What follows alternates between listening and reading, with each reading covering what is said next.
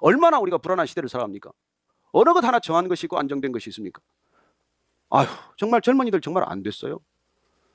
우리 때야 뭐 그런 정규직 무슨 이런 갈등은 없었는데 지금은 뭐 정규직 계약직의 문제가 아니라 무슨 파견직까지 있더라고요.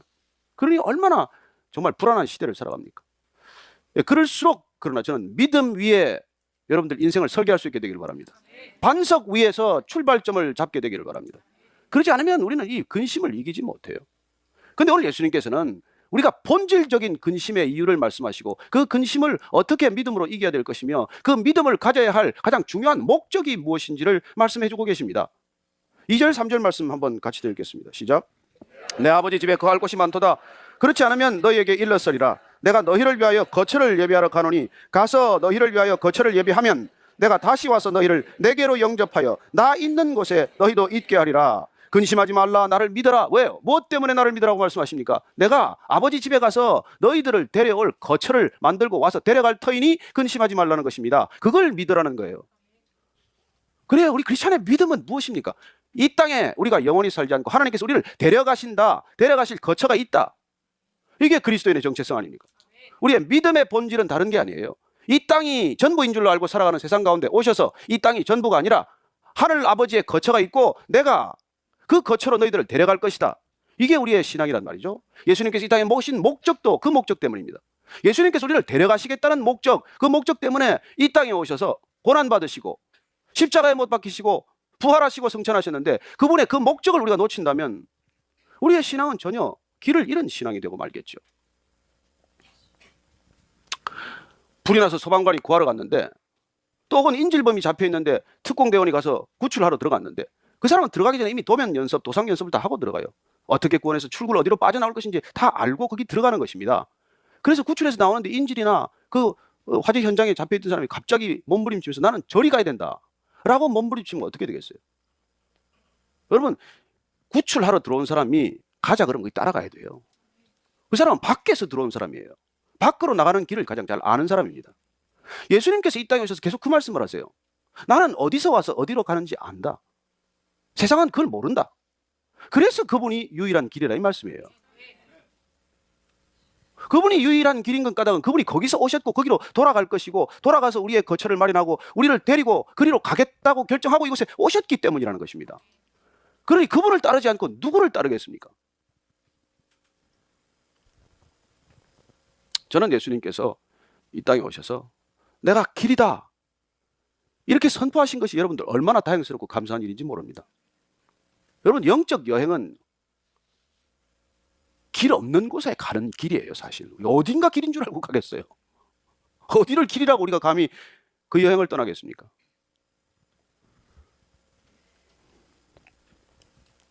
그래서 예수님께서 정말 이 길 되셨다는 것이 저는 참으로 우리에게는 말할 수 없는 축복이라는 것입니다. 여러분, 우리가 길에 대해서 조금 더 생각을 해보십시다. 길이란 무엇입니까? 길이란 출발점이 있고 도착점이 있는 걸 말해요.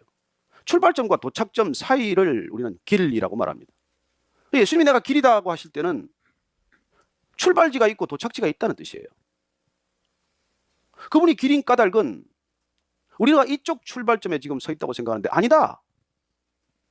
너희가 출발지는 어디이며 도착지가 어디인지를 분명히 알고 계시고 그걸 우리에게 알려주시고 그리고 우리가 그 길로 가는데 그분이 바로 곧 길이 되신다는 말씀, 그 약속이란 말이에요. 그분을 따르는 것보다 확실한 분명한 약속이 어디 있을 수 있겠습니까? 저는 여러분들이 길 아닌 길에서 헤매지 않게 되기를 바랍니다. 자, 그 길이 길이냐? 그 길만이 길이냐? 그래서 그분만이 길이 아니라고 생각하는 사람들은 대체 어떤 길을 가고 있습니까? 이 세상은 대체 예수님이 길이 아니라고 생각하는 사람들이 더 많은 세상이지만 아니 예수님을 따른다고 하는 사람조차도 그분이 가는 길과는 이상한 길로 접어들어서 가는 게 지금 이 시대의 모습이지만 도대체 어디를 길이라고 가고 있겠어요? 우리 한번 생각을 해보십시다. 자, 첫째는 길 없는 길을 가는 사람들이에요. 원래 길이 없는데 그 길 자꾸 그냥 고집 부리고 가는 사람들이에요. 자, 길 없다고 하는 사람들이 가는 길은 어디까지 이를까요? 막다른 골목에 이르는 것이죠. 원래 길이 없으니까 골목 앞에 딱 막히는 것입니다. 보통 그런 길은 들어갈 때 앞에 보면 길 입구에 써놨어요. 더 이상 가봐야 길이 없습니다. 막다른 골목입니다. 설마 막다르겠어? 한번 가봐야지. 그래도 그렇게 고집스럽게 가는 사람이 있어요. 또 인생 꼭 그렇게 사는 사람이 있습니다. 돌이 뭐 그렇게 단단하게 해서 한번 부딪혀 봐야지. 그러다가 머리가 깨지는 것이죠. 아니, 돌이 딱딱하다고 하면은 그냥 안 부딪히면 되지. 왜 머리를 꼭 부딪혀 봐야 돼요? 제 아이가 어릴 때는 뭐 그 이렇게 차돌을 구워가지고 얼마나 뜨거운지 한번 대보다가 이렇게 참 실수했는데, 애들도 아니고 애라면 그럴 수 있어요. 그리고 우리가 길 없는 길을 가는 어리석은 삶을 살아서는 안 된다는 것입니다. 길이 없다면 그 길은 아니에요. 그 다음에 길 아닌 길을 가는 사람들은 수없이 많습니다. 이게 길인가 봐 그러고 가는 거예요. 그렇게 알코올릭이 되는 거예요. 이 알코올 따라가면 그래도 기분이 좋은가 봐. 그렇게 한 번, 두 번 가다가 알코올릭이 되는 거 아닙니까? 마약 중독이 별거예요. 이 길이 그래도 나를 어떤 길보다도 나를 편안하고 안락하게 해준다고 한두 번 가다가 덜컥 걸려든 거 아닙니까? 성중독은 어때요? 청소년들의 게임 중독은 어떻습니까? 길 아닌 길을 그렇게 가는 것이죠. 저는 이 시대가 길 아닌 길을 가다가 인생 끝나는 사람들 수없이 많이 봅니다. 여러분, 길 아닌 길은 아예 가서 안 될 길이에요. 그래요. 길 아닌 길은 그러나 분별해서 또 안 가는 사람들이 덜어 있긴 해요. 근데 중요한 건 또 길 같은 길로 가는 사람들은 이건 또 어떻게 해요? 길 같은 길은 무엇입니까? 학문의 길, 예술의 길. 그래, 우리가 이런 길들을, 스포츠의 길, 이런 무수한 사람들이 간다고 그 길을 따라가는 길은 어떠냐고요? 여러분, 그건 길인 줄 알고 갔다가 길 놓치는 길이에요. 길인 줄 알고 갔다가 길 잃어버리는 길이에요.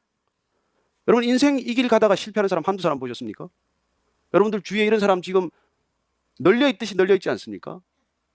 자, 길 아닌 길을 이렇게 가는 건 그나마 조금 나아요. 그래도 가장 위험한 길 아닌 길은 어떤 길일까요? 길 같아 보이는 길. 그게 종교라는 것입니다.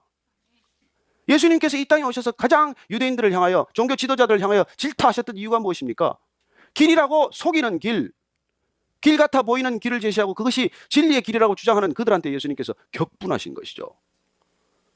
여러분, 학문이나 예술은 길 잃어버려도 그래도 조금 나은데, 이 종교의 길은 잘못 가면 그 길의 삭은 죽음이고, 그 죽음은 육신의 죽음이 아니라 영혼의 죽음이라고 하는 것입니다. 영혼을 삭스로 지불해야 되는 길이에요. 그래서 예수님께서는 나 이전에 온 사람은 다 도적이요 강도다, 그렇게 극언하는 것입니다. 그 길 잘못 가면 영혼을 잃어버리는 길이기 때문에. 예수님 이후로는 어떻습니까? 마찬가지죠. 그래서 저는 여러분들이 깨어 기도하기를 원합니다. 길 같은 길이 더 위험하다는 거예요. 길 없는 길, 길 아닌 길이야 돌이키면 그 말이지만은, 이 길 같아 보이는 길은 여러분 잘못 떠났다가는 그야말로 내 영혼이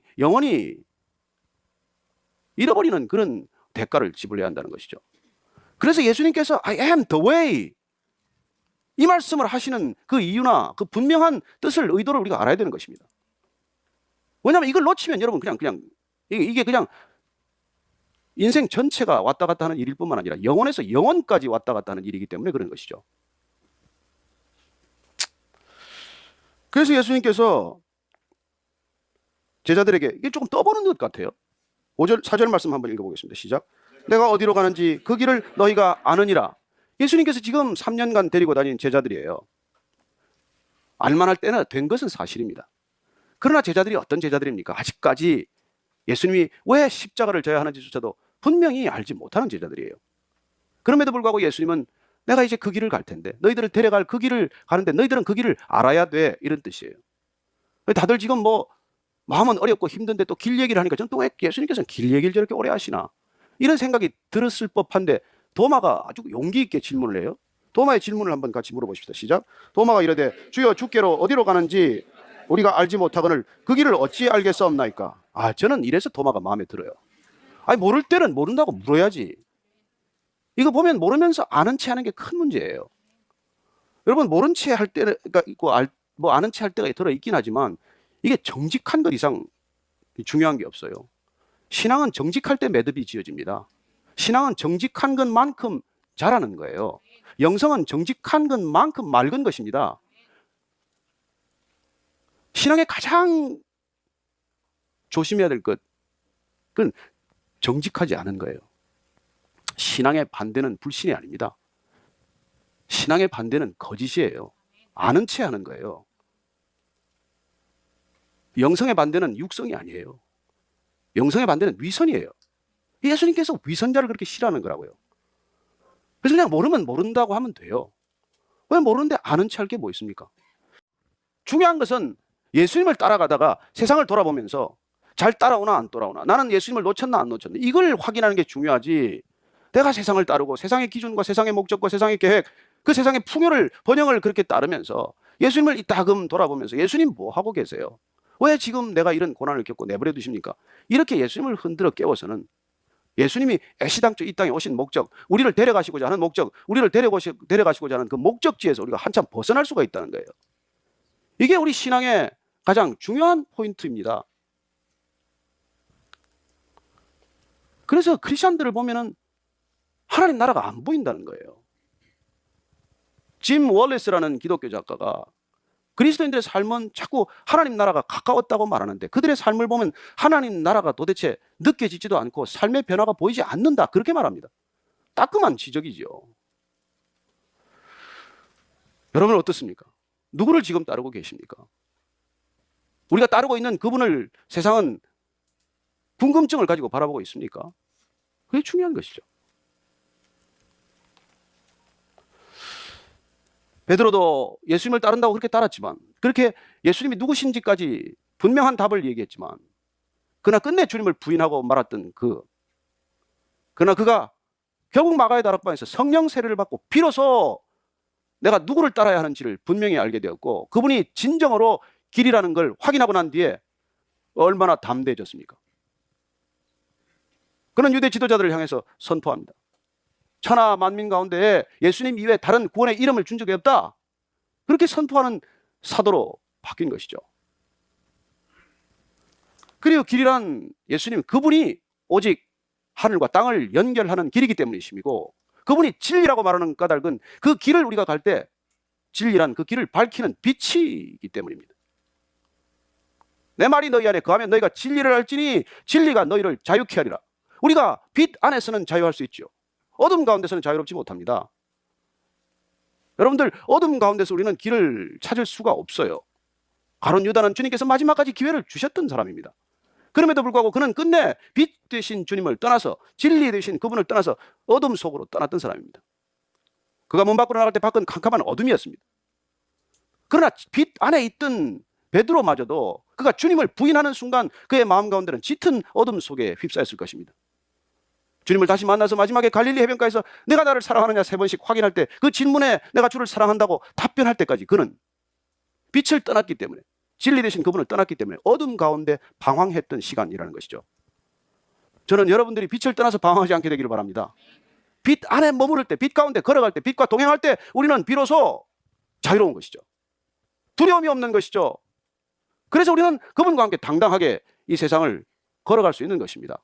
실족하지 않고 걸어가게 되시기를 바랍니다. 주님과 함께 손잡고 분명하게 세상 사람들이 저분이 주님과 함께 걷는 것이 느껴지고 보여지고 들려지게 되시기를 축원합니다.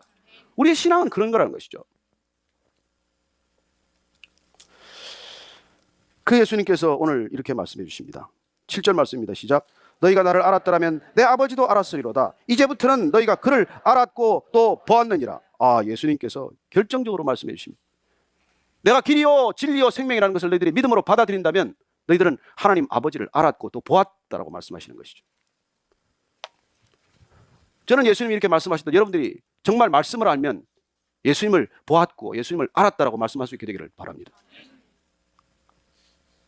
이렇게 알았고 보았다라고 말하니까 또 빌립이 또 실컷 얘기했는데, 실컷 얘기 끝났는데, 그래도 아버지를 한 번만 보여주시면 제가 속이 시원하겠는데 또 그렇게 얘기합니다. 저는 그렇게 얘기할 수 있는 빌립도 참 다행이고, 또 제 같으면 그런 질문 들으면 얼굴에 짜증이 확 배어났을 텐데 짜증 없이 그래도 그윽한 미소를 띠고 다시 그 빌립이 하나님 아버지를 보여달라는 데까지 이르렀음에도 주님께서는 대답해 주십니다.